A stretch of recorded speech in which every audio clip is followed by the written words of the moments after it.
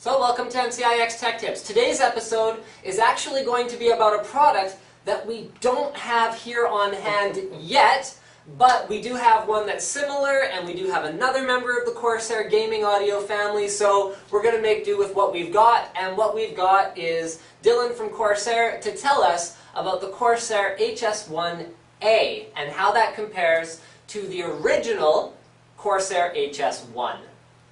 Okay, well, set the Wayback Machine to September of 2010. Corsair got into the audio business with the HS1. It got tremendous reviews, and I think really opened up a lot of people's minds about how good a gaming headset can be. Now, it wasn't rocket science, as they say. It was just we concentrated in two key things. Make it comfortable for long-term wearing, and make it sound good because it's all about the audio. Now, the HS1 had a USB configuration, and a lot of Corsair's customers said, that's great, I'm sure it sounds awesome, but where's the one for my sound card? I mean, guys who spend all this money building the really nice rigs, they put in really nice sound cards. So, in January, to nobody's surprise probably, we announced the HS1A. The A stands for analog because it has a couple of 3.5mm analog connectors. The same great design, same focus on comfort, the same 50mm drivers, the same circumaural design, making sure it doesn't touch your ears and bug you after about hour 3.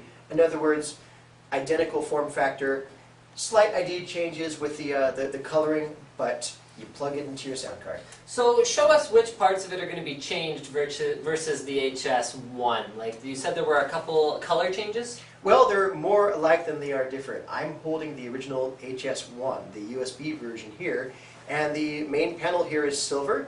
On the new analog HS1A, we are painting this black. It's a nice fingerprint resistive black.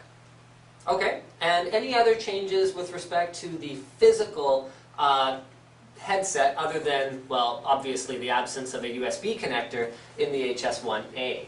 Well, it has everything that counts. It has the same great circumaural design, nice and big so it doesn't touch your ears and bug you after the 3rd hour of play. Same 50mm drivers, same careful attention to detail to the acoustics. The same overall and internal structure, but there's one change. Now, I'm a firm believer that for comfort over a long period, fabric is the way to go. That's what you find on the high-end headphones for audio. And what we use is microfiber here over memory foam. But sweat wicking too. That's right. Now, for gaming headsets, there's a lot of models on the market that use that synthetic leather, and there's a lot of folks who simply like synthetic leather. So we figured, why don't we do both? So when you take your HS1A out of the package, you'll find that it has the microfiber covered ear pads attached, but there's also a set of synthetic leather ear pads. They also have the memory foam underneath. These are replaceable, easy to pop these off and put them on. Now, we wouldn't normally notice this, but because I'm just so particular about audio, I do need to mention that synthetic leather and the microfiber do have different audio characteristics. So, when you swap them back and forth, just take a little time, go to your sound card's EQ, and make the adjustments. Okay. Actually, I think people would notice that in a second, because I personally have used swappable ear pads before, and I notice a dramatically different sound experience with pleather versus a microfiber earpiece. So it's funny that you should mention that. Now, will users of the original HS1 have the option to purchase synthetic leather ear pads? Yes, they will. They're on the Corsair store. Now, we've talked about headphones a lot in the last few minutes here, the HS1 and the HS1A, but since you're here and they're watching the video anyway, they obviously care about audio. What's this? Well, that's the SB2500. It's a 2.1 speaker system.